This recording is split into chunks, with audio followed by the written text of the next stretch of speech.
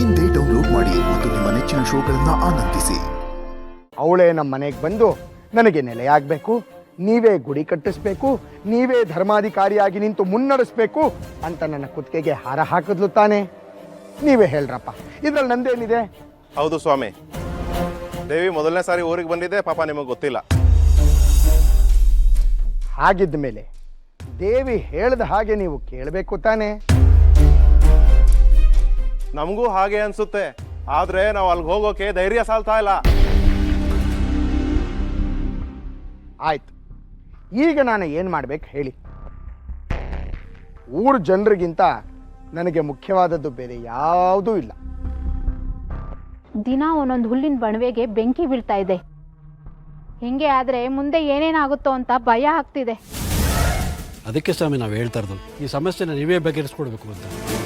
ಆದರೆ ಆ ಜಾಗ ಮಾತ್ರ ಬೇಡ ಅಂತ ಹೇಳಿ ಸ್ವಾಮಿ, ಬೇರೆ ಎಲ್ಲಾದರೂ ಪರವಾಗಿಲ್ಲ. ಏನಾದರೂ ಮಾಡಿ ಆ ತಾಯಿನ ನೀವೇ ಒಪ್ಪಿಸ್ಬೇಕು ಸ್ವಾಮಿ. ನಾನಲ್ಲ, ಆ ದೇವಿನೇ ಎಲ್ಲ ಬಗೆಹರಿಸ್ತಾಳೆ, ಚಿಂತೆ ಮಾಡಬೇಡಿ. ಆಕೆ ನನ್ನ ಕನಸಲ್ಲಿ ಬಂದು ನನ್ನ ನೆಲೆಗೆ ಏನು ಮಾಡಿದೆ ಅಂತ ಕೇಳ್ತಾ ಇರ್ತಾಳೆ. ನಾನು ಆಕೆಗೆ ನಿಮ್ಮ ಮಾತನ್ನು ಹೇಳ್ತೀನಿ, ಅವಳೇ ಎಲ್ಲ ನಡೆಸ್ತಾಳೆ.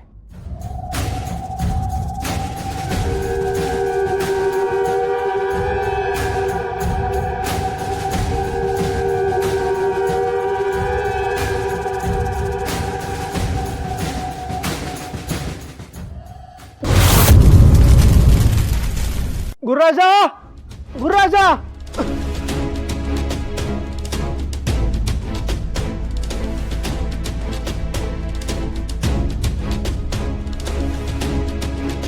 ಯಾಕೆ ದೊಡ್ಡಪ್ಪ, ಏನಾಯ್ತು? ಯಾಕೆ ಇಷ್ಟೊಂದು ಗಾಬರಿಯಲ್ಲಿದ್ದೀರಾ? ಗಾಬರಿ ಆಗದೆ ಇನ್ನೇನು, ಇವತ್ತು ಕೂಡ ಆಕಾಶದಲ್ಲಿ ಬೆಂಕಿ ಹಾರು ಬಂದು ಹುಲ್ಲಿನ ಬಣವೆ ಮೇಲೆ ಬಿತ್ತು. ನಾನು ನೋಡಿದೆ ಅದನ್ನ. ಜನ ಎಲ್ಲ ಕೂಗ್ತಾ ಇದ್ದಾರೆ, ಹುಲ್ಲಿನ ಬಣವೆ ಹೇಗೆ ಹುರಿದೋಯ್ತು ಗೊತ್ತಾ? ನನ್ನ ಕಣ್ಣನ್ನ ನಾನೇ ನಂಬಕ್ಕಾಗ್ಲಿಲ್ಲ. ಇವತ್ತು ಬಾವಿ ಹತ್ರ ಈ ವಿಷಯ ಮಾತಾಡ್ಕೋತಾ ಇದ್ರು, ನಾನು ಕೇಳಿಸ್ಕೊಂಡೆ. ಇದ್ದಕ್ಕಿದ್ದಂಗೆ ತಾಯಮ್ಮ ಬಾಯಲ್ಲಿ ಕೆಂಡ ತುಂಬಿಕೊಂಡು ಉಗುಳ್ತಾಳಂತೆ. ಕೆಂಪು ಜ್ವಾಲೆ ಆಕಾಶದಿಂದ ಹಾರ್ ಬಂದು ಬಣವೇನ ಸುಡುತ್ತಂತೆ. ಅದು ತಾಯಮ್ಮ ಅನ್ನೋ ದೇವ್ರಂತೆ. ನಮ್ಮೂರಲ್ಲಿ ನೆಲೆಯಾಗಿ ನಿಮ್ಮನ್ ಕಾಪಾಡ್ತೀನಿ ಅಂತ ಬಂದಿದ್ಯಂತೆ. ಅದ್ರ ಮಾತನ್ನ ನಮ್ ಜನ ಕೇಳ್ತಿಲ್ಲ ಅಂತ ಸಿಟ್ಟಾಗಿ ಹೀಗೆ ಬೆಂಕಿ ಉಗಿಳ್ತಿದ್ಯಂತೆ. ಹೌದು, ನಾನು ಈ ಮಾತನ್ನ ಕೇಳಿದ್ದೆ. ಅವತ್ತೊಬ್ಬ ಮನುಷ್ಯನ ಮೈ ಮೇಲೆ ಬಂದು ಕಮಲ ಹೇಳ್ದಾಗೆ ಹೇಳ್ತಂತೆ.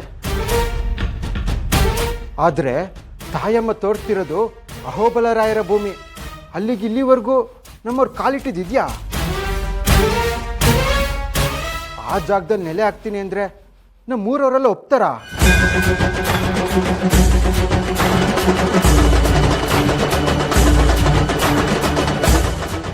ಅಹೋಬಲರಾಯರ ಜಮೀನ? ಸುಮ್ಮನಿರ್ರಪ್ಪ, ಸಾಕು. ಅಲ್ಲ, ದೇವತೆಗಳು ಬಂದು ನಾನು ಹೇಳ್ದಾಗೆ ಕೇಳಬೇಕು ಅಂತ ಎಲ್ಲಾದ್ರೂ ಕೇಳ್ಕೋತಾರ? ತಾಯಿಗೆ ಸಿಟ್ಟು ಬಂದ್ರೆ ಅವಳ ಮಾತನ್ನ ಕೇಳದೆ ಇರೋರಿಗೆ ತೊಂದರೆ ಕೊಡ್ಲಿ. ಅದನ್ನ ಬಿಟ್ಟು ಮೂಕ ಪ್ರಾಣಿಗಳು ತಿನ್ನೋ ಹುಲ್ಲಿನ ಬಣವೆಗೆ ಬೆಂಕಿ ಹಾಕ್ತಾಳ? ಹಾಗ ಮಾಡಿದ್ರೆ ಅವಳು ದೇವರು ಹೇಗಾಗ್ತಾಳೆ? ಎಲ್ಲ ನಿಮ್ಮ ಭ್ರಾಂತು ಅಷ್ಟೇ. ಇಲ್ಲ ಸೀತಕ್ಕ, ಅವತ್ ತಾಯಮ್ಮ ಬಂದ್ ಹೇಳೋದ್ಮೇಲೆ ಹೀಗೆಲ್ಲ ಆಗ್ತಾ ಇರೋದು. ಆಟಕ್ಕೆ ತಕ್ಕನಂತೆ ವೇಷ, ವೇಷಕ್ಕೆ ತಕ್ಕನಂತೆ ಭಾಷೆ ಅಂತಾರಲ್ಲ ಹಾಗೆ. ನಿಮಗೆ ಯಾಕೋ ಇದ್ರಲ್ಲಿ ಯಾರ್ದೋ ಕೈವಾಡ ಇದೆ ಅಂತ ಅನ್ನಿಸ್ತಾ ಇದೆ.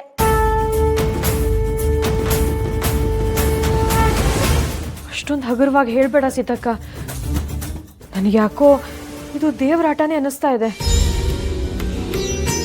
ಈಗ ಹುಲ್ಲಿನ ಬಣವೆ ಸುಡ್ತಾ ಇದೆ. ಈಗ ಅದ್ರ ಮಾತು ಕೇಳದೆ ಇದ್ರೆ ಏನು ಮಾಡುತ್ತೋ ಏನೋ. ಉಗ್ರ ದೇವತೆಗಳ ಕಾಟ ಕಷ್ಟ. ಒಟ್ಟಿನಲ್ಲಿ ನಮ್ಮೂರಿಗಿದು ಒಳ್ಳೇದನ್ನು ಮಾಡೋದಕ್ಕಂತೂ ಬಂದಿಲ್ಲ. ನೋಡಿ, ಯಾರ್ಯಾರು ಹೊರಗಡೆ ಹೋಗ್ತಿರೋ ಎಲ್ಲರೂ ಹುಷಾರಾಗಿರಿ ಅಷ್ಟೇ ನಾನು ಹೇಳೋದು.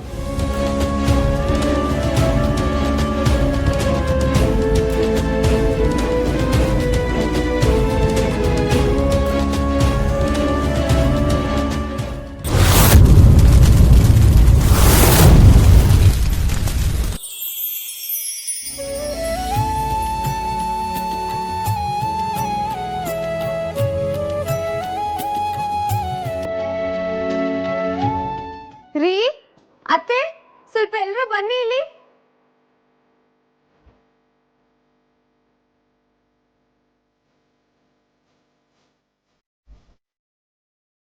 ಎಲ್ಲರೂ ನನ್ನ ಕ್ಷಮಿಸ್ಬೇಕು.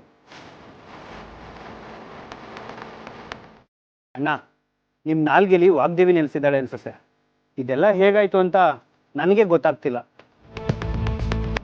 ರಾಜಿ ಅಲ್ಲ ಗಂಗನ ಮೇಲೆ ನಾನು ಮನಸ್ಸಿಟ್ಕೊಂಡಿದ್ದೆ. ಅಣ್ಣನ ಮಾತು ಕೇಳಿದ್ಮೇಲೆ ಈಗ ನನ್ನ ಮನಸ್ಸನ್ನ ಬದಲಾಯಿಸಿದ್ದೀನಿ. ಇದೇ ನನ್ನ ಹಣೆ ಬರ ಅಂತಿದ್ದವಳಿಗೆ ದಿಕ್ ತಪ್ಪಿಸಿದ್ದು ನಾನು. ಆದರೆ ಈಗ ಅವ್ರ ಮಾವ ಅವಳನ್ನ ಮನೆಗೆ ಸೇರ್ಸಲ್ಲ ಅಂತಿದ್ದಾರೆ. ಮುಂದೇನು ಅಂತ ಗೊತ್ತಾಗದೆ ನಿಮ್ಮನ್ನೇ ಕೇಳೋಣ ಅಂತ ಕರ್ಕೊಬಂದೆ. ಅಣ್ಣ, ನನ್ನ ಈ ಸಮಾಜದಿಂದ ಕಾಪಾಡಿದಿರಿ. ಈ ಲೋಹಿತನಿಗೂ ಬುದ್ಧಿ ಹೇಳಿದ್ರಿ. ಆದರೆ ಮುಂದೆ ನಾನೇನು ಮಾಡಬೇಕು? ಅಮ್ಮ ಗಂಗಾ, ಮನಸ್ಸನ್ನ ಗಟ್ಟಿ ಮಾಡ್ಕೊ. ಮುಂದಿನ ಜೀವನ ನೆನೆದು ಹೆದರ್ಕೋಬೇಡ. ತಲ್ಲಣಿಸದಿರು ಕಂಡ್ಯ ತಾಳು ಮನವೇ ಅನ್ನೋ ದಾಸರ ಕೀರ್ತನೆಯನ್ನ ಸದಾಕಾಲ ಹಾಡ್ತಾ ಇರು. ದೇವ್ರು ಎಲ್ಲರ ಹಾಗೆ ನಿನ್ನ ಈ ಭೂಮಿಗೆ ತಂದ್ರೂ ಯಾವುದೋ ಒಂದು ಮಹತ್ ಉದ್ದೇಶದಿಂದ ನಿನ್ನ ಈ ಸ್ಥಿತಿಗೆ ತಂದಿದ್ದಾನೆ. ಮೊದಲು ಧೈರ್ಯ ತಂದ್ಕೊ. ಮುಂದೆ ಏನೇ ಬರ್ಲಿ ನಾನ್ ಗೆಲ್ತೀನಿ ಅನ್ನೋ ಛಲ ಬೆಳೆಸ್ಕೊ. ನಿನ್ನ ಸುತ್ತಮುತ್ತಲಿನವರ ಕಷ್ಟ ನೋಡು. ಅವ್ರ ಕಷ್ಟದ ಮುಂದೆ ನಿನ್ನ ಕಷ್ಟ ಕಿರಿದಾಗ್ ಕಾಣುತ್ತೆ. ಈ ಭೂಮಿ ಮೇಲೆ ಯಾರ ಜನ್ಮನೂ ವ್ಯರ್ಥ ಅಲ್ಲ. ನಿಂದೂ ಅಷ್ಟೆ. ಮುಂದೆ ಎಲ್ಲ ಒಳ್ಳೇದಾಗುತ್ತೆ. ಈಗ ನಾನೆಲ್ಲಿರ್ಲಿ, ಏನು ಮಾಡಲಿ ಅಂತ ಗೊತ್ತಾಗ್ತಿಲ್ಲ ಅಣ್ಣ. ಗಂಗಾ, ನಿನಗೆ ಗೊತ್ತಿಲ್ದಿರೋ ಹಾಗೆ ನಿನ್ನೊಳಗೆ ಒಂದು ಶಕ್ತಿ ಇರುತ್ತೆ. ಅದೇನು ಅಂತ ಯೋಚನೆ ಮಾಡು.